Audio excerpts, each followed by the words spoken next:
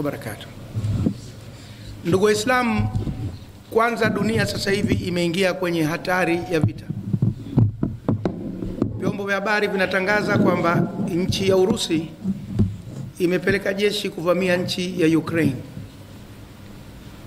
na Marekani ametangaza kuitetea Ukraine. Kwa hivyo Ukraine inapata support ya taifa la Marekani, na Mrusi jeshi lake liko ndani ya nchi ya Ukraine. Kwa hivyo inawezekana wakati wowote kikaripuka.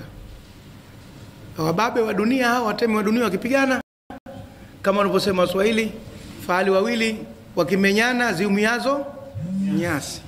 Na sasa hivi tayari katika mataifa ya magharibi mafuta ya petroli yameanza kupanda, na huenda athari hiyo ikaingia mpaka katika bara la Afrika na maeneo mengine ya Asia, na bei za vitu zinaweza zikapanda zikawa ghali.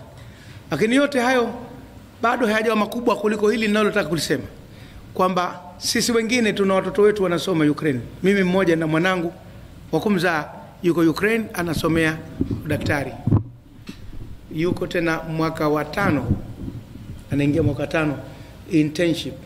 Manake sasa yuko hospitali, anafanya mazoezi, anafanya manake vitendo, sio kashatoka darasani. Lakini bahati nzuri tu jeshi la Urusi limesema wageni wote walioko Ukraine watoke. Wote ambao ni raia kigeni walioko Ukraine watoke.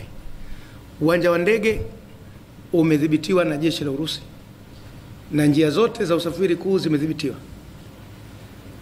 Kwa hivyo Rais wa Jamhuri ya Muungano wa Tanzania Mama Suluhu Hassan amefanya mazungumzo naye ya kidiplomasia, na kwamba sasa mataifa ya Afrika shirikiane kuwatoa wale wote waliokuwa wanatoka bara la Afrika, kwa sababu sijui kwa bahati mbaya au nzuri Tanzania haina ubalozi ndani ya nchi ya Ukraine.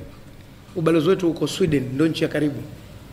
Kwa hivyo Watanzania wote waelekee Sweden, na mpaka saa 6 usiku ya leo ndio muda wa mwisho wa kutoka wageni katika taifa hilo.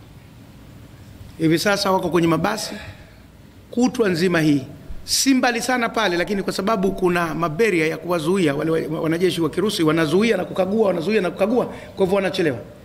Lakini tunadhani kabla ya saa 6 na dakika 1 watakuwa wote wameshatoka katika nchi hiyo ya Ukraine, akiwemo mtoto wangu wa kumzaa Msabah Salum Msabah, ambaye anafanya internship ya kozi ya udaktari. Tumefahamiana. Na bahati nyingine nzuri kwangu ni kwamba na mtoto wangu wa kwanza wa kiume yuko Sweden. Kwa hivyo yeye tayari ameshafika mpakani, anamsubiri ndugu yake, na anawasubiri wa Tanzania wengine na wa Afrika wengine kuwapokea, na Sweden imekubali kuwaweka pale kwa muda.